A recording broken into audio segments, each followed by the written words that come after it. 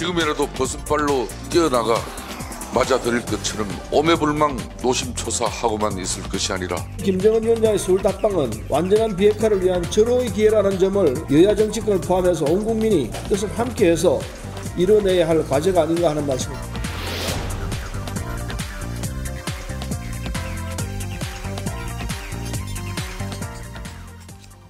월요일입니다. 정치구단 박지원 의원 자리했습니다. 어서 오십시오.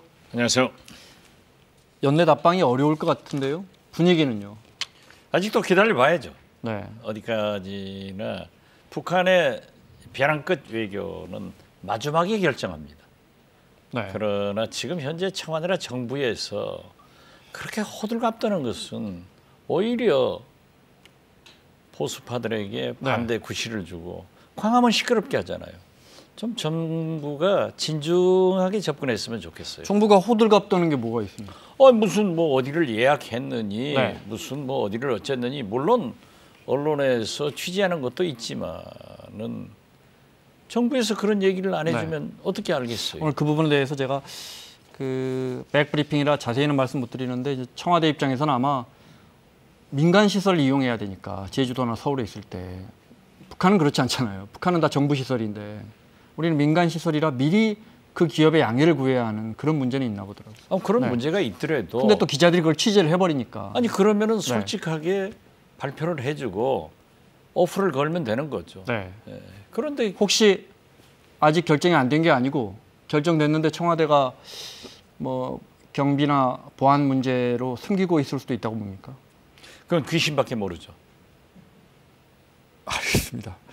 달력을 하나 준비했는데요. 여러 언론들이 특히 세계일보는 아주 구체적으로 보셨죠. 네, 봤어요. 13일부터 2박 3일, 1박 2일이 될 수도 있고 지금 저 노란색으로 표시한 부분이 언론이 가능하다 이렇게 예측하는 기사가 나온 부분입니다. 어떻게 보십니까? 지금 뭐 13일부터는 사실상 당장 이번 주 목요일입니다. 물리적으로 불가능한 것 같고 저는 17일 만약에 네. 답방을 한다면은 김정일 사망 7주기 지나고 그 후 그러면 8일 정도가 되겠네요. 저는 예상을 할 수 있지만은 그것도 아직 결정된 게 아니고 북한에서 2000년 6.15 남북 정상회담 할 때 제가 특사나 평양 가서도 사전에 절대 김정일 위원장의 일정을 안 줘요. 김대중 대통령님도 참 애를 먹으셨는데 그래도 이번에 문재인, 김정은 두 정상회담의 일정은 상당히 굉장히 잘 주는 거예요. 그런데 지금 보세요. 어떻게 김정은 위원장이 중국을 방문할 때도 숨기는데 이 자기들이 가장 위험하다고 생각하는 한국을 방문하는데 그걸 오픈할 수 있어요? 그리고 기다려봐야죠. 그 말씀 듣고 보니까 진짜 베이징 방문할 때 이런 것도 방문하고 하루 지나서 우리가 알고 이러잖아요. 그렇죠. 2000년에 저 김정일 위원장 만났을 때 DJ가 그때도 일정도 잘 말해주지 않고 그랬습니다. 몇 시간 전 것도 얘기 안 해줘요. 그 정도로. 네, 그럼요. 그런데 이번에는 굉장히 잘 협력을 해서 그래도 많이 북한이 외교적으로 세련됐다 했는데 특히 답방은 그렇게 얘기 안 할 겁니다. 알겠습니다. 뭐 그때는 폐쇄 국가였고 지금도 폐쇄 국가지만 정상 국가로 나오려고 하니까요. 그렇죠. 앞서 제가 오프닝에서도 말씀드렸지만 와서 한라산도 가고 뭐 남산도 올라가고 뭐 어디 일정은 모르겠습니다. 목포도 오고. 국민들이 바라는 건 이제 그 이상일 겁니다. 그렇죠. 이제 더 이상 손잡고 포옹하는 것만으로는 국민들이 감동이 안 됩니다. 뭔가 진일보한 메시지를 내놔야 할 거란 말이에요. 어떤 메시지가 나와야 합니까? 우선 답방 자체가 물론 의미가 굉장히 역사적인 의미가 있고요. 첫째 메시지는 비핵화에 대한 전 세계인을 향해서 약속하는 겁니다. 그리고 트럼프 대통령과 2차 북미 정상회담을 통해서 하겠다. 나도 약속 지켰으니까 트럼프 대통령 당신도 약속시켜달라. 이런 메시지를 하면은 굉장한 효과가 있을 겁니다. 김정은 위원장의 입으로 직접. 그렇죠. 일전에 문재인 대통령이 평양 갔을 때 능라도 경기장에서 10몇만 명, 15만 명 평양 주민들 앞에서 그 사람들이 정말 신주단지 모시듯이 하는 핵을 비핵화하겠다, 한반도 평화체질 이야기 해버렸단 말이에요. 그렇죠. 그 앞에서 선언하듯이. 그때 얼마나 많은 우레와 같은 박수가 나왔냐고요. 이게 공인된 그러니까 거예요. 우리 국민들 앞에서 김정은이 와서 자신의 입으로 이야기하면 굉장히 진일보한 선언이 되는 거다. 아, 그렇죠. 전 세계인들이 네. 깜짝 놀래고 진짜 김정은 위원장의 의지를 믿을 겁니다. 네. 그러면 청와대도 그 정도의 그 정도 수준을 원하고 있을 거고 당연히. 당연히 이런 부분이 조율이 안 돼서 못 오고 있거나 날짜 못 잡고 있거나. 저는 그런 부분은 아니고? 아닌 것 같아요. 그럼 뭡니까? 사실 지금 현재 김정은 위원장 북한으로서는 네. 북미 간의 움직임에 대해서 특히 미국의 움직임에 대해서 예의주시하면서 계산할 겁니다. 지금 이미 뭐 양쪽에 힘겨루기 상태로 들어간 지 한참 됐잖아요. 한참 됐죠. 네. 그렇지만은 지금 시간이 가면요. 네. 트럼프 대통령은 본격적으로 대통령 선거에 돌입할 것이고 그러면은 트럼프 대통령은 결국 미국 민주당과 차별하는 김정은 위원장과 비핵화의 길밖에 없어요. 그렇기 네. 때문에 I love 김정은 하다가 지금은 I love 시진핑 하니까 오케이 우선순위가 밀려? 그럼 우리도 두고 보겠다 하고 계산하고 있을 겁니다. 시간은 트럼프 대통령도 썩 유리하지만은 않다 이 말이죠. 그렇죠. 네. 물론 김정은 위원장도 경제 문제로 제재 압박이 중국도 미중 간에 이제 뭐 화해의 부회장의 구속 등 여러 가지 갈등이 있지만은 만약에 무역 전쟁이 해결된다고 하면은 압박이 강화될 거거든요. 그러니까 그러한 문제도 있음에도 불구하고 북한은 우리는 고난의 행군도 극복하면서 핵을 개발했다. 네. 그렇기 때문에 그렇게 쉽게 보면 안 돼요. 알겠습니다. 말씀하신 것처럼 그 정도 언급이 있으면 지금 평양이 가장 원하는 건 대북 제재 완화인데 김정은 위원장이 그렇게 진일보한 입장 표시를 해주면 대북 제재 완화하는데 백악관을 설득하는데도 훨씬 힘이 될 거 아닙니까? 당연히 얼마 전에 그렇죠. 볼턴 네. 보좌관도 그 완강한 볼턴 보좌관도 대북 제재 완화 언급했잖아요. 그렇죠. 알겠습니다. 그런 부분 한번 기대해 보겠습니다. 청와대는 언제 오느냐보다는 그 부분이 중요하다 이런 것 같아요. 그죠? 어떤 비핵화 의지를 천명하느냐, 어떤 수준에서. 뭐 청와대에서 좀 네. 언제 오느냐가 하도 언론에서 국민적 관심을 불러 일으키니까 진정시키는 의미에서도 그 내용을 강조했을 겁니다. 네. 또 한편 저는 그렇게 생각했어요. 아, 저렇게까지 한다고 하면은 어느 정도 합의가 된 것 아닐까 네. 이렇게 추측도 해봤지만은 북한의 정상 움직임은 하도 비밀에 쌓여 있기 때문에 저는 알 수 없다 이렇게 말씀드리는 겁니다. 알겠습니다. 국회 이야기하겠습니다. 예산안 통과됐습니다. 네, 늘 국회 얘기는 빼죠. 여쭤볼 게 많습니다. 돌아가면서 국회의원 욕하니까 저도 죽을 지경입니다. 오늘 또 몇 가지 준비했습니다. 예. 예산안 통과됐습니다. 먼저 통과될 때 모습 보겠습니다.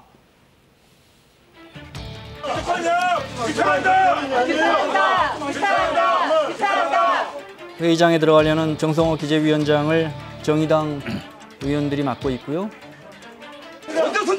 이건 이런 쌍날치기 윤소아 의원 국회는 역사에 없었습니다. 이건 뭐 이게 뭐 하는 겁니까 지금? 이거 너무하는 거 아닙니까? 더불어민주당하고 자유한국당이 의원님 만드는 국회요?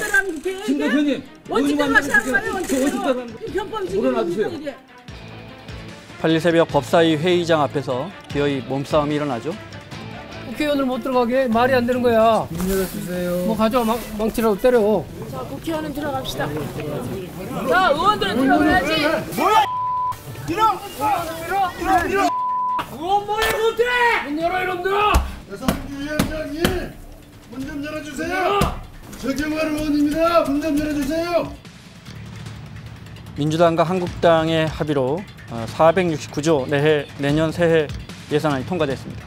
찬성 168인, 반대 29인, 기권 15인으로서 2019년도 예산안에 대한 수정안은 가결되었음을 선포합니다. 새벽 4시인가 그렇지 않습니까? 그죠? 해마다 뭐 새벽 2시, 1시, 새벽 4시, 5시 제가 일부러 사진 안 넣습니다. 저 정치 혐오를 불러올까 봐 다 졸고 계시더라고요. 꼭 그렇게 해야 되는지 궁금합니다. 국민들은. 국회는 좀 싸우는 곳입니다.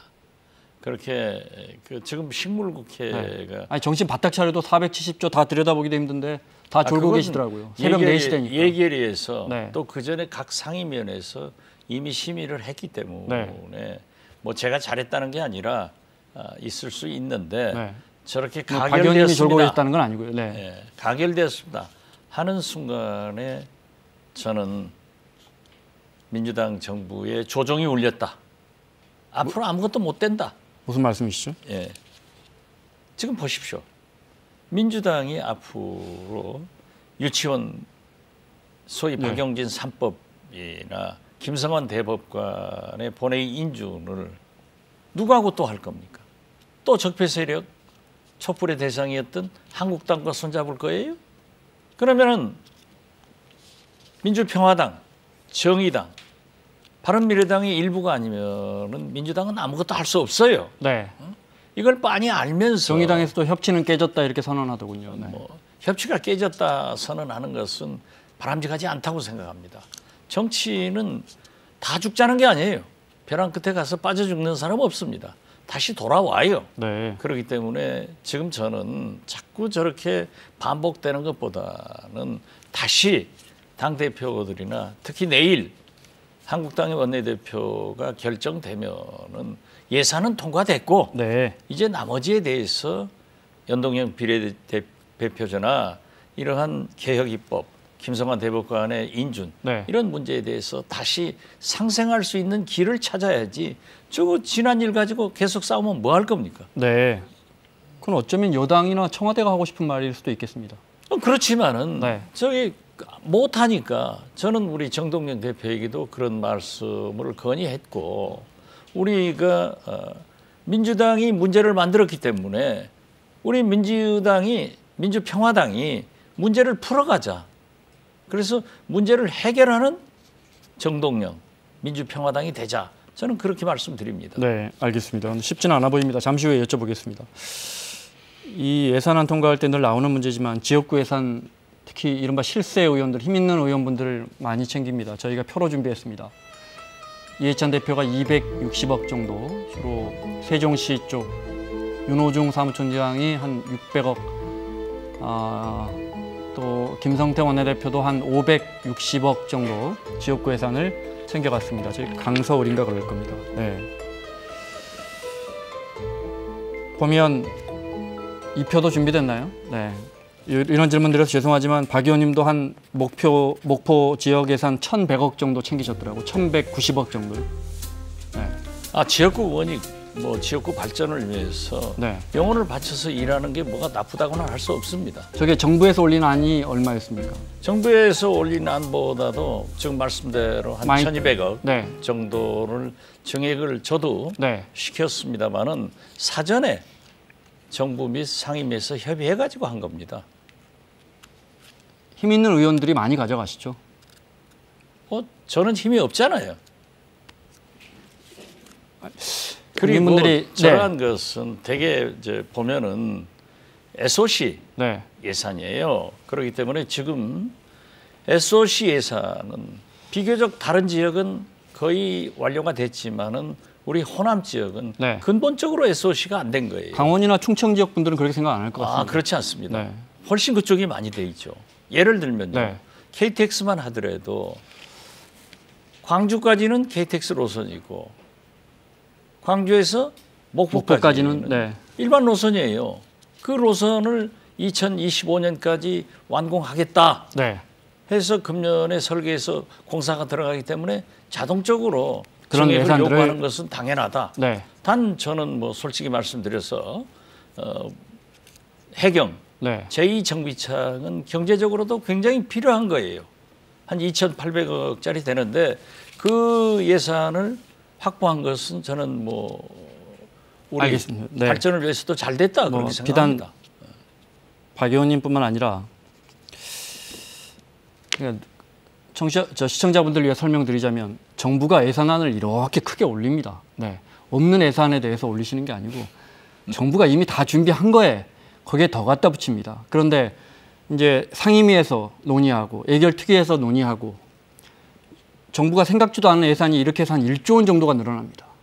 게다가 상임위나 예결특위에서 논의하지도 않은 소소히 가서 진짜 듣도 보도 못한 예산이 또 1천억 원 정도가 또 불어납니다.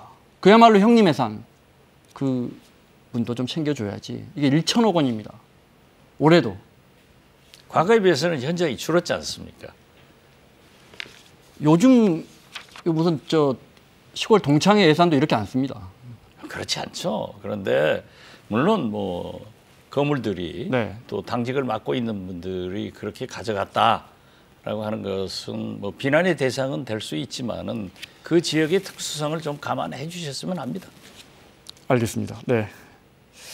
앞서 이제 협치가 쉽지 않은 상황이 됐고 거기 민주당 책임론을 이야기하셨는데 바른미래당 손학규 대표 또 이정미 대표 모두 단식 투쟁 중입니다. 벌써 나흘 닷새 돼갑니다. 네, 화면 보겠습니다. 이제 단지 풀으시고 아니 뭐가 돼야지 풀지. 이제 시작하면 되잖아요. 아니 시작을 하고 그래도 뭔가 해보겠습니다. 이게 되게 소용없어요. 당에서 합의를 해야지. 정개특위 맡겨놔봤자 몇 가지 안만 내놓고 말이에요. 그런 책임 없는 얘기하지 마시고 12월 달에 정개특위 의원님들 어디 외국 나가시지 말고 매일매일 만나셔서 논의 좀 하게 해주세요. 당연하죠. 네. 아니, 근데 이렇게 묻고 계시는데 어떻게 논의가 이루어집니까? 아니 왜 논의가 안 이루어져요? 더 열심히 하시라고 제가 옆에서 응원해드리는 겁니다. 이 자리에서.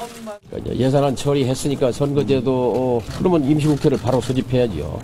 아니 정개특위에서 우선 얘기 어느 정도 해가지고 임시국회를 소집해야지. 정개특위는 그 구성원으로 봐서 거기서 합의될 성질이 아니지 않소. 야 3당이 앞장설 게 아니라 나는 이해찬 대표가 앞장서야 된다고 봐요. 그것이 이 대표가 살아온 정치개혁 인생에도 맞고 이 대표가 살아온 정치개혁 인생에도 맞고 네. 손학규 대표와 이정미 대표 단식하고 있는데 두 사람을 조금 SNS에서 다르게 평가하신 게 언론에 크게 보도가 됐더라고요. 손학규 하면 독한 분이다. 슈얼레도 진심을 한다. 손학규는 이번에도 죽어야 합니다. 저 말은 그러니까 손학규 대표가 쉽게 단식을 풀 사람이 아니다 이 말씀이신 그렇죠. 거죠. 이정미 대표까지 보겠습니다. 듣고 말씀 듣겠습니다. 이정미 대표는 민주당에 대한 배신감을 저는 이해합니다. 박근혜 탄핵 때도 그들은 늘 민주당 편이었고 이정미 대표는 살아야 합니다. 민주당에서는 보상하셔야 합니다 하셨어요. 손학규 대표 단식이 풀기 쉽지 않다. 어떻게 해야 풀릴까요? 저는 손학규 대표가 굉장히 독한 분이에요. 네. 얼굴은 웃지만은. 그래서 이번에 정계 은퇴했다가 돌아와서 당대표가 됐는데 사직생의 각오로 임해라. 그리고 반드시 연동형 비례대표를 쟁취해야 풀어야 된다. 손학규 대표는 하실 분입니다. 네. 만약에 잘못 건들면 큰 불행한 사태가 올 거예요. 그 정도로 한번 마음먹은 건 하는 사람이다. 그렇죠. 지난 SNS에서 잠깐 남기셨던데 지난 대선 때는 같이 하셨잖아요. 네, 안철수 후보하고. 그렇죠. 네. 그때 그런 걸 느끼셨어요? 예를 들자면 어떤 일이? 그래요. 네. 손학규 대표하고 저하고는 이상한 인연이 있는지 저하고 손 잡으면 잘 돼요. 그런데 발 잡으면 안 되더라고요. 네. 그래서 발목 잡지는 이렇게 오리발 내면 안 돼요. 된다. 네. 아니 손학규 대표와 같이 하실 때도 안철수 대통령 못 만들었잖아요. 잘 된다는 건 뭐. 그건 안철수 제 잘못이니까 네. 못 떨어진 사람 그렇게 네. 아프게 하지 말고 네. 아무튼 우리 둘이는 굉장히 그런 감정들이 교차되는데 네. 손학규는 모처럼 자기가 정계에 복귀해서 명분을 찾은 거예요. 네. 그렇기 때문에 저분의 성격상 절대 물러가지 않는다. 그리고 또 저도 못 물러가게 하려고 일부러 부추겨 놨죠. 그 말씀이시군요. 네, 그렇습니다. SNS에 그런 또 숨은 속내가 있군요. 여기서 물러나면 안 된다. 그렇죠. 네. 그래 관찰해야죠. 알겠습니다. 핵심은 이제 선거구제 개편입니다. 네. 민주당 홍영표 원내대표가 이해찬 대표가 어느 정도 카드는 내놔야 저 단식이 끝날까요? 정개특위 시한을 다음 달까지 이런 거 갖고는 안 될 것 같아요. 그죠? 그러니까 정개특위에서 논의하라. 방금 화면에서도 그런 말씀을 하는데 정개특위 시한은 12월 말일까지입니다. 그거야 연장하면 되고요. 또 내일 모레 있을 이 사개특위도 취소를 했어요. 그러면 물리적으로 시간이 없습니다. 그렇기 때문에 연장은 물론 그 정개특위나 사개특위 같은 경우에는 만장일치이기 때문에 한 당이 반대하면 안 됩니다. 그래서 저는 거듭 말씀드리지만 5당 대표와 내일 선출할 한국당 원내대표가 모여서 타결안을 만들면 된다. 어떻게 정개특위에 맡겨둘 일이 아니다. 그렇죠. 어떻게 다 얻을 수 있습니까? 한 가지는 주고 또 양보도 하고 그렇게 해서 합의점을 찾아봐야지 무조건 못하겠다. 무조건 내놔라 하는 것은 all or nothing. 그건 아닙니다. better than nothing. 아무것도 못 얻는 것보다는 조금이라도 가지고 합의하는 것이 정치 발전에 필요하다. 저는 그렇게 생각합니다. 이 자리에서 바로 그 자리에서 지난주에 정청래 전 의원이 그런데 정치적인 타결이라는 거, 협의라는 건 서로의 이해득실이 맞아야 되는데 누가 봐도 민주당만 불리한 합의인데 이 합의가 되겠느냐. 그러면 왜 공약했어요? 왜 문재인 대통령은, 노무현 대통령은 그런 말씀을 했어요? 문제는 거기 아닙니까? 그리고 거듭 말씀드리지만은 앞으로 문재인 정부가 성공하기 위해서는 많은 국회 일정이 있는데 그럼 한국당하고 영원히 같이 갈 거예요? 그건 아니지 않습니까? 제가 이정미 대표 아까 질문하지 않아서 답변 안 했는데 정의당은 제가 그렇게 항상 놀려먹습니다. 당신들은 문재인 대통령 기동 타격대다. 얼마나 큰 배신감을 가지고 있겠어요. 그러면 안 되죠. 그래 촛불의 대상인 한국당과 손을 잡고 자기들이 약속한 공약한 연동형 비례대표를 하루아침에 버리고 아무리 험한 고개를 넘을 때는 악마의 손을 잡는다 하더라도 저건 아니죠. 자기들이 주장하는 정의가 아니죠. 그렇기 때문에 그러는 거예요. 그러나 저는 벼랑 끝에 가서 우리 국민들이 지금 경제도 안 되고 얼마나 어려운데 조금씩 양보해서 타협해라 하는 겁니다. 알겠습니다. 선거구제 개편 이야기하면 한도 끝도 없으니까 저희가 또 여러 차례 이 자리에서 이야기했고 의원 수를 늘리지 않는 상황에서 그걸 가정하고 의원 수 늘리는 게 쉽지 않아 보이거든요.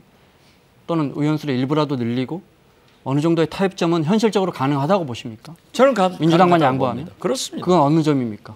그것은 지금 현재 연동형 권역별 그걸 혼합해서 잘 조정하면 된다. 꼭 야3당도 지금 현재 단식 거리 투쟁하지만은 우리만 고집해서는 안 된다. 양보할 건 양보하고 그 대신 민주당은 약속을 지켜야 됩니다. 그 수많은 지역구 의원들이 동의해 줄까요? 동의할 수 있죠. 해야죠. 가능하다 이 말씀이죠? 예, 그렇습니다. 알겠습니다. 자유한국당 이야기 하나만 하겠습니다. 유튜브로 홍준표 전 대표가 TV 홍카콜라 한다고 예고했는데 예고편이 나왔습니다. 보겠습니다. 나라가 통째로 넘어가고 있고 경제가 통째로 망쳐지고 있습니다. 국민들과의 직접 소통 수단인 TV 홍카콜라를 통하여 그동안 못다했던 내 나라에 대한 비전과 정책을 여러분들에게 설명을 드리고 이 땅의 지성들과 네이션 리빌딩 운동을 펼칠 것입니다. 그것만이 좌파 광풍 시대를 끝내고 내 나라를 살리는 마지막 기회라고 나는 생각합니다. 비장합니다. 대선 출정식을 보는 줄 알았습니다. 역시 홍준표답습니다. 홍카콜라가 아니라 홍카 사이다라고 이름을 바꾸라고 그랬어요. 뭐 콜라도 시원하다는 의미니까요. 전당대회 나오고 상황이 지난 지방선거 지고 회의로 나갈 때와는 많이 달라졌습니다. 그때는 사실 다수의 평론가분들이 홍준표 전 대표가 다시 돌아와서 당권을 잡긴 쉽지 않을 거라고 했는데 지금 한 두어 달 남았는데 뭐 혹자는 단독 드리블이다 이런 표현도 쓰고요. 상황이 달라졌습니다. 당대표 될 것 같은데요? 그럼 뭐 보기 따라서 다르겠지만은 네. 저분도 물론 아직 기다려봐야 꾸준히 되지만요. 존재감을 확인시켜 나가니까 네. 홍카콜라도 만들고 저렇게 좀 사이다 발언도 많이 하는데 결국 이 시대 정신에 맞느냐, 그리고 국민이 평가할 문제죠. 또 이 한국당 당원들도 네. 민심을 버릴 수는 없어요. 그러나 거듭 저는 말씀드리지만은 반드시 친박 신당은 생긴다.